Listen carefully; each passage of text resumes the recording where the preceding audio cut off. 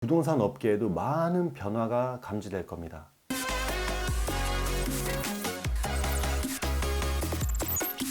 안녕하세요, 공시박스입니다. 오늘은 주택 전월세 신고제의 의미에 대해서 생각해 보겠습니다.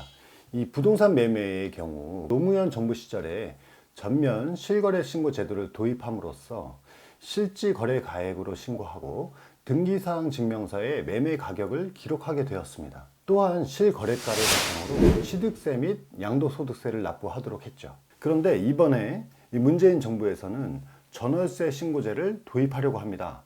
그렇다면 전월세 신고제는 무엇일까요? 이 전월세 신고제는 임대사업자 외에 일반 임대인의 전월세 거래도 매매처럼 실거래가로 신고하도록 하는 제도인데, 이 주택임대차 계약 시에 30일 이내에 계약사항을 관할 시군구청에 신고해야 하는 것입니다. 계약 당사자, 보증금, 차임, 임대차 기간 등을 신고해야 되고, 하지 않을 경우에는 100만 원, 허위 신고 시 500만 원 이하 과태료를 부과할 예정입니다. 이것은 곧 매매처럼 모든 전월세 거래 내역이 정부 전산망에 등록됨으로써 이 모든 국민의 거래를 국가가 지켜보고 감독할 수 있는 시스템이 구축된다는 것을 의미합니다. 자, 이렇게 되면 장단점이 있는데요. 이 임차인의 경우 신고와 동시에 확정일자가 부여되기 때문에 확정일자를 받기 위해 주민센터에 가야 하는 번거로움이 사라지겠죠. 임대인의 경우에는 어떨까요? 이제 모든 임대소득이 드러나서 세금 부담이 늘어날 수 있을 겁니다.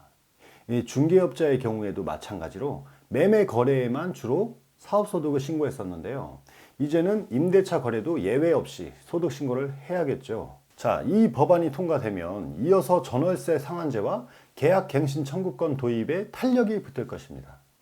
전월세 상한제는 집주인이 임대료를 일정 수준 이상 올리지 못하도록 제한하는 제도이고, 계약갱신 청구권은 주택임대차의 계약 기간이 끝났지만 세입자가 해당 건물 재임대를 원할 경우에 임대인에게 계약을 갱신할 수 있도록 청구할 수 있는 권리입니다. 전월세 신고제와 비슷한 신고제가 이미 우리나라 역사에서 등장한 적이 있죠.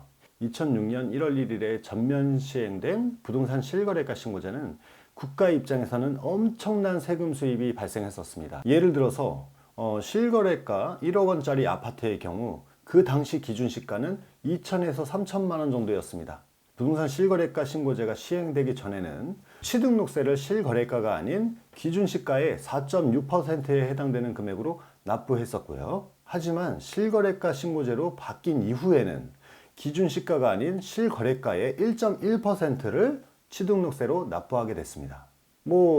금액을 환산해 보면 별 차이가 나지 않습니다만, 이는 주택에 대한 부분일 뿐이고요.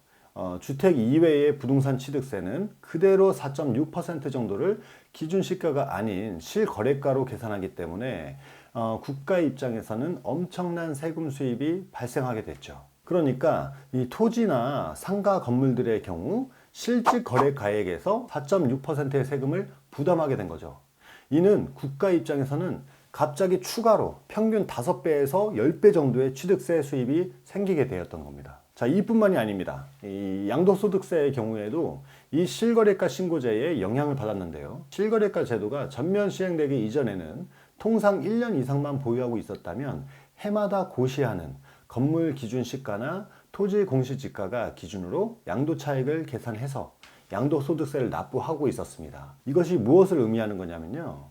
1억의 부동산을 매입해서 2억으로 올라서 팔아도 기준시가 자체는 크게 가격이 오르지 않아서 양도소득세가 엄청 적었습니다. 통상 1,000만 원 정도 올랐을까요?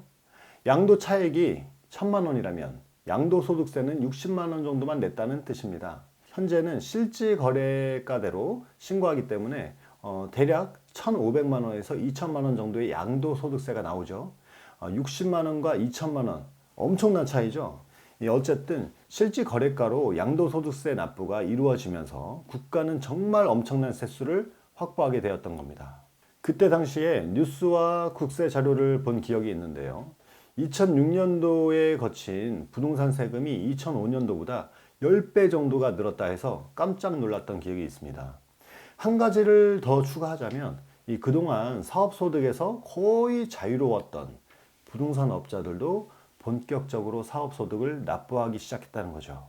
이것은 곧 국가 입장에서는 부동산업자의 부가가치세와 종합소득세에 세금 수입이 추가적으로 생겼다는 것을 의미합니다. 노무현 전 대통령 당시에 민정수석이 바로 현재 문재인 대통령이지 않습니까? 이제 국가는 전월세 신고제를 도입함으로써 부동산 세금 신고의 마지막 사각지대인 주택임대차 시장에서 세금 수입을 거둘 수 있게 될 것입니다.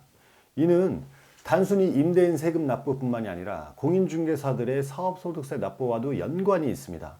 공인중개사가 매매 계약을 체결하면 부동산 거래 신고는 공인중개사가 하도록 되어 있습니다. 2006년 1월 1일 실거래가 신고제 도입 이전에는 부동산 업자들의 세금 신고 및 납부가 거의 없었습니다. 정말 큰 업체 아니고서는 거의 전무했다 해도 과언이 아니죠. 현재는 매매 계약의 신고 의무를 공인중개사가 함으로써 이 부동산 업자들도 매매 계약에 대해서는 성실히 신고하고 세금 납부를 하고 있습니다. 하지만 전월세 임대시장의 경우에는 달랐습니다. 신고 의무가 없기 때문에 세금 신고를 하지 않아도 되었고 국가로서는 알아낼 방법이 없었던 거죠. 그러나 전월세 신고제가 도입되면 부동산 업계에도 많은 변화가 감지될 겁니다. 이 부동산 업자가 부동산 거래를 통해 벌어들이는 모든 수입이 집계될 것이고 이는 그대로 세금 신고하고 납부하도록 하는 구조로 변화해 가겠죠. 이것은 당연히 국가의 엄청난 세수 증대로 이어질 거고요. 국가는 증대된 세수를 활용해서 복지 정책이나 기타 정책들을 펼치겠죠. 또한 임대차 신고를 통해서 국가는 이제 각 개인들의 거주 정보를 정확하게 파악할 수 있게 될 것입니다. 현재는 전입신고를 기준으로 어디에 거주하고 있는지만 파악하고 있지만 전월세 신고제의 도입은 전입신고 여부와 관계없이 부동산 계약 관계에 있는 모든 국민들의 소재지 파악이 어렵지 않게 됩니다. 코로나로 인해 우리 사회에는 많은 변화를 맞이했습니다. 사회적 거리 두기를 경험했고요. 업무 방식은 점차적으로 비대면화 되어 가고 있습니다. 또한 각 개인의 위치 추적을 통한 전염병 통제 방식, 즉 K-방역이라 일컫는 방식으로 전 세계 전염병의 불길을 진화해 가고 있습니다. 전월세 신고제까지 더해진다면 우리 사회는 각종 범죄와 전염병 등에서 좀 더 안전한 사회가 될 수도 있겠다는 생각이 듭니다. 물론 이와는 반대로 개인정보 침해 같은 것도 생각해 볼 수 있습니다만 시대의 흐름은 결국 후자보다는 전자 쪽으로 기울어지겠죠. 사회 경쟁력과 국가 경쟁력에서 살아남으려면 시대적 흐름의 요청을 무시할 수는 없을 것입니다. 그러면 주택 전월세 다음에는 교회하고 사찰인가요? 오늘 내용이 유익하셨다면 구독 버튼 한번 부탁드리겠습니다. 감사합니다. 공시박사였습니다.